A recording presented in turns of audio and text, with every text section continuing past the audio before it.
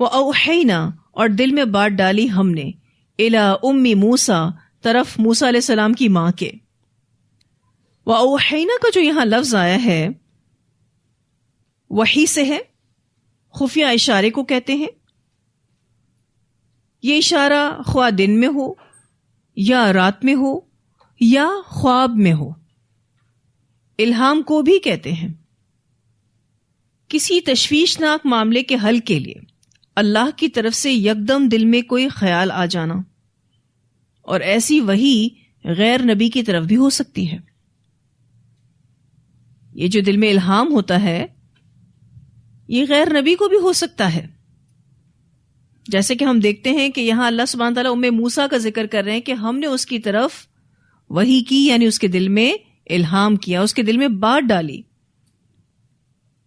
ایک اور خاتون جن کے بارے میں آپ نے پڑھا، حضرت مریم، جن کی طرف اللہ تعالیٰ نے خفیہ اشارہ کیا تھا. فرشتے نے آ کر ان سے بات کی تھی لیکن انسانی شکل میں. تو ایسا اللہ تعالیٰ کی طرف سے غیر نبی کے لیے بھی ہو سکتا ہے. اللہ تعالیٰ فرماتے ہیں وَأَوْحَيْنَا إِلَىٰ أُمِّ موسیٰ اور دل میں بات ڈالی ہم نے طرف موسیٰ علیہ السلام کی ماں کے. ان ارضعیہ یہ کہ دودھ پلا اس کو، یعنی اپنے اس بیٹے کو. اب اللہ سبحانہ تعالیٰ کی خفیہ تدبیر کیسے کام کرتی ہے اس کی تفصیل آ رہی ہے. اس تدبیر کا آغاز حضرت موسیٰ علیہ السلام کی ولادت کے بعد ہوا. اللہ تعالیٰ نے ان کی ماں کو خفیہ اشارہ کیا کہ اس کو دودھ پلاتی رہو. جب تک اس بچے کا کسی کو معلوم نہیں ہوتا، یہ راز کھلتا نہیں ہے، تب تک اس بچے کو اپنے پاس رکھو اور دودھ پلاتی رہو. بعض مفسرین نے لکھا کہ موسیٰ نے آپ علیہ السلام کو 3 مہینے چھپائے رکھا تھا. 3 months تک چھپا کے رکھا. لیکن کیا یہ ایسی بات تھی جو چھپ سکتی تھی؟ نہیں، اس بات نے تو سامنے آنا ہی تھا. لیکن یہ کہ کچھ ٹائم اپنی ماں کے ساتھ انہوں نے گزارا. فَإِذَا خِفْتِ پھر جب تم ڈرو علیہ اس پر، فَأَلْقِيهِ فِي الْيَمِّ تو پھر ڈال دو اس کو دریا میں. دوسرا خیال موسیٰ کے دل میں یہ ڈالا گیا کہ جب تمہیں یہ خوف ہو کہ فرعونی اس کو پکڑ لیں گے تو کسی تابوت یا ٹوکرے میں رکھ کر دریا کی موجوں کے سپرد کر دینا، دریا میں بہا دینا. وَلَا تَخَافِي اور نہ تم ڈرو، وَلَا تَحْزَنِي اور نہ تم غم کرو. تیسرا خیال ان کے دل میں یہ ڈالا گیا کہ ڈرنے کی ضرورت نہیں ہے اور غم بھی مت کرنا. دریا میں ڈالتے وقت بالکل بھی مت ڈرنا. اللہ تعالیٰ اس بچے کو ضائع نہیں کرے گا اور اس کی جدائی کا غم نہیں کرنا. کیوں؟ کیونکہ انا بے شک ہم رادوہ پھیر لانے والے ہیں اس کو، الیکی آپ کی طرف. یہ جلد تمہارے پاس واپس آئے گا. تم ہی اس کو دودھ پلاؤ گی، تم ہی اس کی پرورش کرو گی. وَجَعِلُوهُ مِنَ الْمُرْسَلِينَ اور بنانے والے ہیں اس کو رسولوں میں سے. اور یہ وہی بچہ ہے جو بنی اسرائیل میں رسول بننے والا ہے. اللہ تعالیٰ نے موسیٰ کو 2 چیزوں سے منع کیا. کون سی 2 چیزیں؟ وَلَا تَخَافِي وَلَا تَحْزَنِي، اور 2 چیزوں کا وعدہ کیا، إِنَّا رَادُّوهُ إِلَيْكِ وَجَعِلُوهُ مِنَ الْمُرْسَلِينَ. موسیٰ کا کردار دیکھیں کہ جیسے جیسے اللہ ان کے دل میں بات ڈال رہا تھا وہ ویسے ویسے عمل کرتی جا رہی تھیں. ان کو اللہ پر کتنا بھروسہ تھا. آج اگر کسی ماں کو کہیں کہ اپنے بچے کو دریا میں ڈال دو، اللہ اس کی حفاظت کرے گا، تو کیا وہ یہ کام کرے گی؟ کبھی نہیں. کتنا مشکل کام موسیٰ علیہ السلام کی ماں نے کیا، صرف اور صرف اللہ پر بھروسہ کرتے ہوئے. جیسے آج بہت سارے پیرنٹس اپنے بچوں کو باہر پڑھنے بھیجتے ہیں اللہ پر بھروسہ کرتے ہوئے کہ اللہ ان کی حفاظت کرے گا. آج آپ دیکھیے تو ہم اپنے گھروں سے اپنے بچوں کو باہر بھیجتے ہیں پڑھنے کے لیے، کام کاج کے لیے، کمانے کے لیے، اللہ پر بھروسہ کرتے ہوئے کہ انشاءاللہ اللہ ان کو واپس لوٹائے گا، صحیح اور سالم واپس لوٹائے گا. لیکن آپ یہ سوچیں کہ یہ کام ایک ماں کے لیے کتنا مشکل تھا، اپنے بچے کو دریا میں بہا دینا بہت مشکل کام تھا. لیکن ایک بات جو یہاں سے سیکھنے کو ملتی ہے کہ جب ہم اللہ پر بھروسہ کرتے ہیں تو مشکل سے مشکل کام آسان ہو جاتا ہے. یہ اللہ پر بھروسہ کرنے کی طاقت ہے. نو ڈاؤٹ موسیٰ کا اپنے بچے کو دریا میں بہا دینا حیران کن ہے، بہت زیادہ حیران کن ہے، لیکن یہ کام وہ بہت آسانی کے ساتھ کر گئیں. جب دریا میں ڈال رہی تھیں تب تو وہ بہت ریلیکس تھیں، لیکن آگے آپ پڑھیں گے کہ پریشان ہو جاتی ہیں.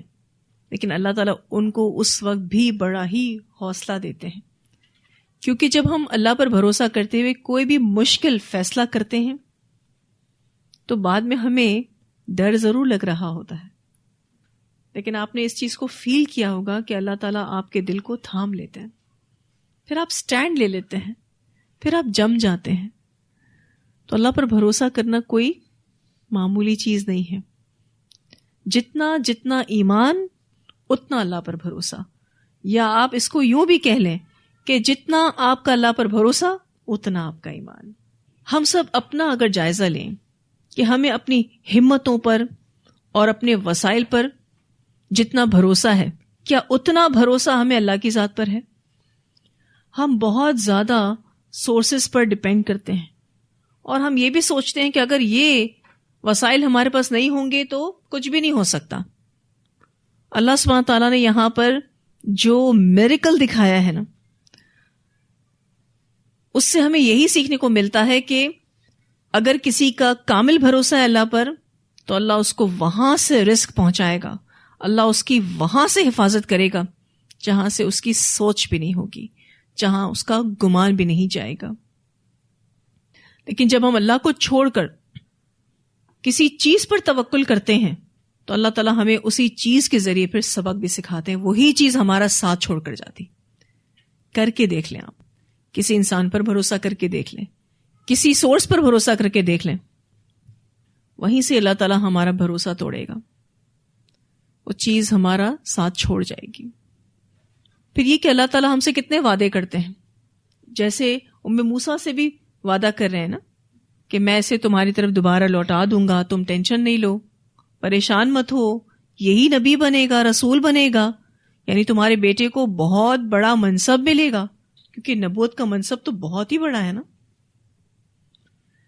اللہ تعالیٰ نے جیسے موسیٰ سے وعدہ کیا، ہم سے بھی وعدہ کرتے ہیں جنت کا وعدہ، لیکن ایمان اور عمل صالح کے ساتھ. بتائیے ہم کتنا عمل کرتے ہیں؟ ہم یہ سوچتے ہیں کہ اب کہاں یہ وعدے پورے ہوں گے، پھر ہم وہی کرتے ہیں جو ہمارا دل چاہتا ہے، پھر ہم اپنی مرضی کی زندگی جیتے ہیں. اللہ تعالیٰ فرماتے ہیں کہ میں اسے تمہاری طرف لوٹاؤں گا، یہ تو رسول بنے گا.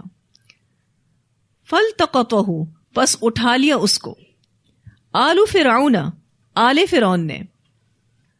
فَالْتَقَطَهُ کا جو لفظ ہے لام قوف تو سے ہے، زمین سے کسی ایسی چیز کو اٹھانا جس کا مالک معلوم نہ ہو، گری پڑی چیز کو اٹھانا، بغیر ارادے کے راہ میں پڑی چیز کو اٹھانا.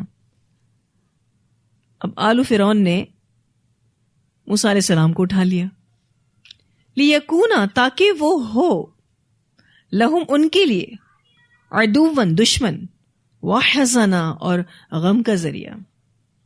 یہاں پر لیکونا کی لام کو اگر آپ سرکل کر لیں، یہ لام عاقبت ہے.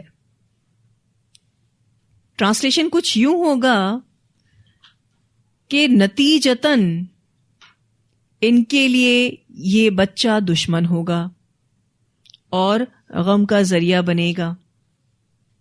یہ جو انہوں نے اس بچے کو اٹھا لیا ہے، نتیجہ یہ نکلے گا کہ یہ کل کو ان کا دشمن بنے گا، ان کے لیے غم کا ذریعہ بنے گا. موسیٰ نے الہام کے مطابق اپنے بچے کو تابوت میں ڈال کر دریائے نیل کی موجوں کے سپرد کر دیا. یہ تابوت موجوں پر سفر کرتے کرتے جب اس مقام پر پہنچا جہاں فرعون کے محلات تھے تو فرعون کے اہلکاروں نے اسے دیکھ لیا اور پکڑ کر فرعون اور اس کی بیوی کے پاس لے گئے. یا یہ بھی ہو سکتا ہے کہ فرعون اور اس کی بیوی سیر کی غرض سے محل سے نکل کر دریا کے کنارے آئے ہوں اور خود ہی اس تابوت کو دیکھ لیا ہو اور اسے نکال لانے کا حکم دیا ہو. کچھ بھی ہو سکتا ہے. خیر، انہوں نے اس تابوت کو اٹھا لیا. ان کو پتا نہیں تھا یہ کیا لے کر جا رہے ہیں. بعض دفعہ ایسا ہوتا ہے نا، کوئی گری پڑی چیز انسان اٹھا لیتا ہے یہ سوچ کر کہ مجھے اس سے فائدہ پہنچے گا، اسی سے اس کو نقصان پہنچ جاتا ہے. اب آپ دیکھیں کہ فرعون نے تو ہر بچے کو مارنے کا حکم دیا تھا اور ہزارہا بچے اس نے مروا دیے. ٹھیک ہے، بہت سارے بچے اس نے مروا دیے، لیکن اللہ تعالیٰ نے موسیٰ کو بچا لیا اور ایسی تدبیر کی کہ موسیٰ اب اسی کے محل میں پلے بڑھیں گے، یہی ان کی پرورش کرے گا اپنے دشمن کی. اللہ تعالیٰ فرماتے ہیں فَالْتَقَطَهُ آلُ فِرْعَوْنَ لِيَكُونَ لَهُمْ عَدُوًّا وَحَزَنًا. إِنَّ فِرْعَوْنَ، بے شک فرعون، وَحَامَانَ اور حامان، وَجُنُودَهُمَا اور ان دونوں کے لشکر، كَانُوا خَاطِئِينَ تھے وہ سب خطا کار. یہ جو حصہ ہے ان فرعون وحامان وجنودہما کانوا خاطئین، یہ جملہ یا یہ حصہ قرآن پاک کا ما قبل کی تعلیل ہے. یعنی پہلے جو بات آئی ہے اس کی علت اس حصے میں بتائی جا رہی ہے. پہلے کون سی بات آئی ہے؟ پس اٹھا لیا اس کو آل فرعون نے تاکہ وہ ہو ان کے لیے دشمن اور غم کا ذریعہ. کیوں؟ کیونکہ فرعون اور حامان اور ان دونوں کے لشکر خطا کار تھے. موسیٰ ان کے لیے دشمن ثابت ہوں گے، موسیٰ ان کے لیے غم کا سبب بنیں گے. کیوں؟ کیونکہ وہ خطا کار تھے. کانو خاطئین کے دو معنی مفسرین کرتے ہیں. ایک معنی کہ یہ خطا کار اس اعتبار سے ہیں کہ ایک بچے کے خطرے کی بنا پر ہزارہا بچوں کا قتل کر دیا. یہ ان کی بہت بڑی غلطی اور حماقت تھی. غلطی کس اعتبار سے؟ کیونکہ معصوم بچوں کا قتل زمین میں بہت بڑا فساد ہے، بہت بڑا جرم ہے.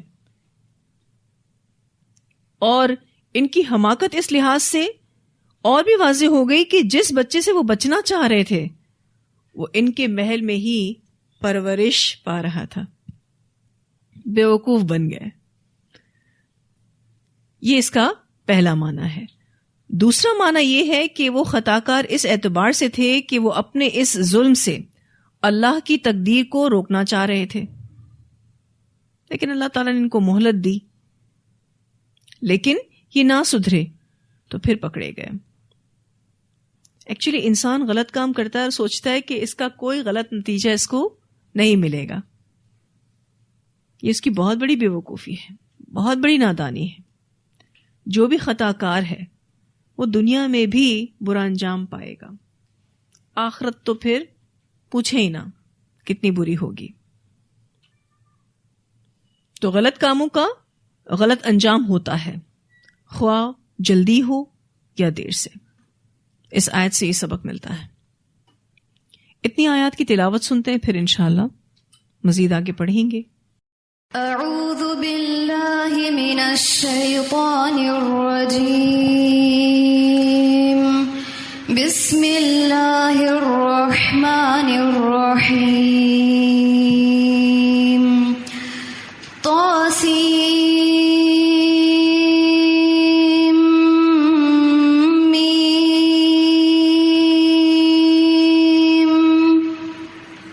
تلك آیات الكتاب المبین، نتلو علیک من نبأ موسیٰ وفرعون بالحق لقوم یؤمنون.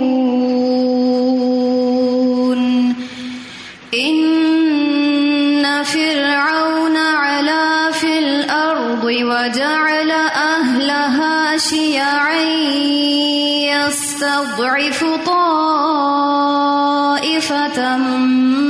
منهم يذبح أبناءهم ويستحيي نساءهم إنه كان من المفسدين ونريد أن نمن على الذين استضعفوا في الأرض ونجعلهم أئمة ونجعلهم الوارثين ونمكن لهم في الأرض ونري فرعون وهامان وجنودهما منهم ما كانوا يحذرون وأوحينا إلى أم موسى أن أرضعيه فإذا خفت عليه فألقيه في اليم ولا تخافي ولا تحزني إنا رادوه إليك وجاعلوه من المرسلين فالتقطه آل فرعون ليكون لهم عدوا وحزنا إن فرعون وهامان وجنودهما كانوا خاطئين. جو یہاں پر اللہ سبحانہ تعالیٰ نے ام موسیٰ سے وعدہ کیا کہ موسیٰ کو ہم آپ کی طرف دوبارہ لوٹائیں گے، یہ صرف ابھی دل میں خیال آیا تھا، لیکن آپ نے اس چیز کا ایکسپیرینس اپنی زندگی میں بھی کیا ہوگا کہ کچھ خیال اللہ تعالیٰ ایسے آپ کے دل میں ڈالتے ہیں جیسے آپ پوری طرح سے اس پر کانفیڈنٹ ہوتے ہیں کہ ایسا ہوگا. آپ کہتے نہیں ایسا ہوگا، حالانکہ کوئی کنفرمیشن نہیں ہوتی، کوئی شیورٹی نہیں ہوتی آپ کے پاس. اور اللہ تعالیٰ آگے آپ پڑھیں گے کہ کس طریقے سے اپنے وعدے کو پورا کرے گا. اتنی شان سے حضرت موسیٰ علیہ السلام درباریوں کی جھرمٹ میں اپنی ماں کے پاس دودھ پینے آتے تھے، اور بار بار آنا جانا نہیں کر سکتے تھے کیونکہ ماں کا دودھ بچہ دن میں کئی بار پیتا ہے، تو پورا ڈے ٹائم وہ اپنی ماں کے پاس ہی رہتے تھے. شاہی پروٹوکول میں آتے تھے، شاہی پروٹوکول میں جاتے تھے. اور چونکہ فرعون نے حضرت موسیٰ کو اڈاپٹ کر لیا تھا، اس لیے جو دودھ پلانے والی ماں تھی جو کہ ان کی ریل مدر ہی تھی، اس کو وظیفہ بھی دیا. یعنی فرعون کے خزانے سے ام موسیٰ کے لیے باقاعدہ بھاری رقم میں وظیفہ جاتا تھا، کیونکہ وہ فرعون کے بیٹے کو دودھ پلا رہی تھی بظاہر. اس دوران اپنے بیٹے کو اپنے پاس رکھنے کا، اور ایک ماں کو جو دل کی تسلی ہوتی ہے اپنے بچے کو دودھ پلا کر، اس تسلی کا جو اللہ تعالیٰ نے اہتمام کیا، امیزنگ ہے. اللہ اپنے وعدوں کو پھر یوں پورا کرتا ہے. کوئی چیز آپ اللہ تعالیٰ کے کہنے پر دے دیں، اللہ آپ کو ایسا لوٹاتا ہے کہ آپ حیرت میں پڑ جاتے ہیں، اور پھر وہ چیز جاتی نہیں. ابھی اپنی ماں کے پاس رہتے تھے، ماں ان کی دینی تربیت کرتی تھیں، اور یہ اپنے بھائی بہنوں کے ساتھ کھیلتے تھے، ٹائم سپینڈ کرتے تھے، اور پھر رات کو جاتے تھے. پھر جب بڑے ہو گئے، سمجھدار ہو گئے، تو اب ماں سے زیادہ محل میں جو ٹریننگ ہونی تھی اس کی ضرورت تھی، کیونکہ بادشاہ کے بیٹے کو وہ تمام صلاحیتیں سکھائی جاتی ہیں جو ایک فوجی کو سکھائی جاتی ہیں، جس میں گھڑ سواری ہے، جس میں تیر اندازی ہے، جس میں بہترین جسمانی کسرت کرنا، ورزش کرنا. اس وجہ سے ہی موسیٰ علیہ السلام باڈی بلڈر تھے. ایک گھونسا مارا قبطی کو وہیں ڈھیر ہو گیا. یعنی اللہ سبحانہ تعالیٰ نے ان کی ماں کو کتنا بہترین رپلائی کیا. ہمیں ایسا اللہ پر بھروسہ کیوں نہیں؟ آج اگر ہم اپنی نیند اللہ تعالیٰ کے راستے میں دیتے ہیں، اپنی کوئی بھی پیاری چیز اللہ کے راستے میں دیتے ہیں، کیوں ہمیں یقین نہیں ہے کہ یہ ریٹرن ہوگی ہمارے پاس، یہ ہمارے پاس لوٹ کر آئے گی؟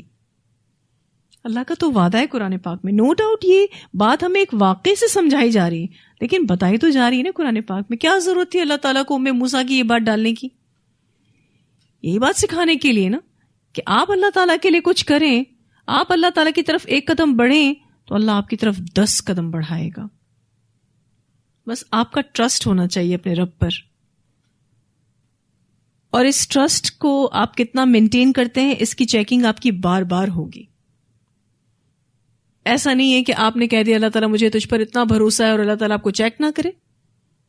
آپ کو شیک کر کے، ہلا جلا کے آپ کے توکل کو چیک کرے گا کہ آیا آپ اپنے کہنے میں کتنے سنجیدہ ہیں، کتنے سچے ہیں.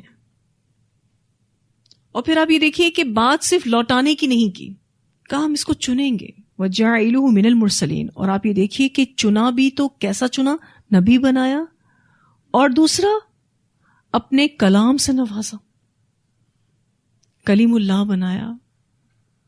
آپ کو جو آنرز ملتے ہیں نا، اس کے پیچھے آپ کی سیکریفائسز ہوتی ہیں. ایسی کوئی بھی آنر نہیں ملتا.